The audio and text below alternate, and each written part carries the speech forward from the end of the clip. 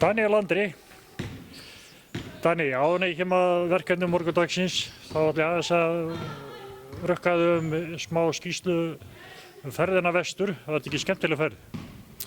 Jú, alveg gríðarlega. Lögum að stað daginn áður og gistum flestar, þannig að við gerum bara gott úr löngu ferðalagi og höfðum þetta bara notalegt. Þó að þið hafið unnið vestra nokkuð sannfærandi hérna heima, þá þurftum að hafa svolítið fyrir hérna á útivelli núna.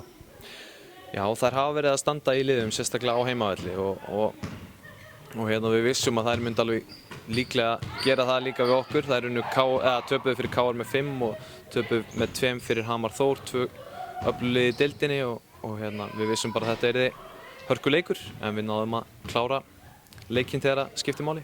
Þær byrjuðu með látum, þær komust ef ég man rétt í að við séu 10 stigum yfir í fyrsta leikluta. Já, ég held að það hafi verið 12-2 hana á kafla og við tókum leikli í fyrsta leikluta og reddum aðeins málin og hvernig við vildum spila restina á þessu leik og við svolítið svona stýrðum hraðanum og leiknum eftir þetta.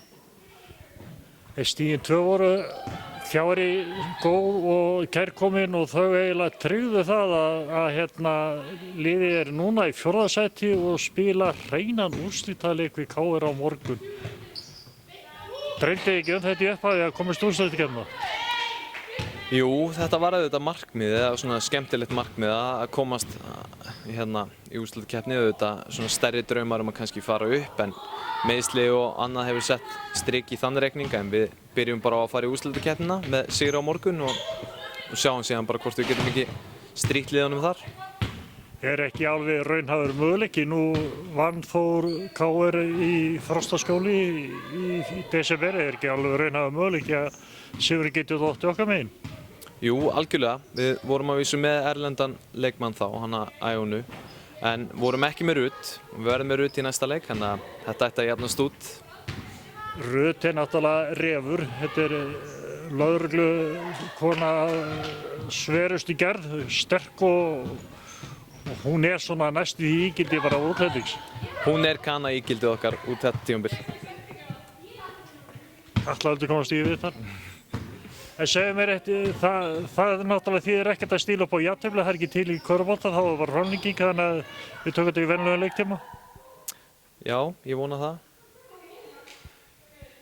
það. Við allavega eigum vona á hörku leik. Ég held að KR-ingar komi hérna alveg dýrvillisar og við verðum bara að mæta með sömu hörku. Við náttúrulega verðum að hvetja fólk til þess að fjölmenna í höllina. Það hefur verið vel mætt í vetur og í síðustu leikjum verið alveg gríðarleg stemming, góð stemming, þannig að við þurfum að hvetja fólk til þess að mæta og halda upp í fjörnu.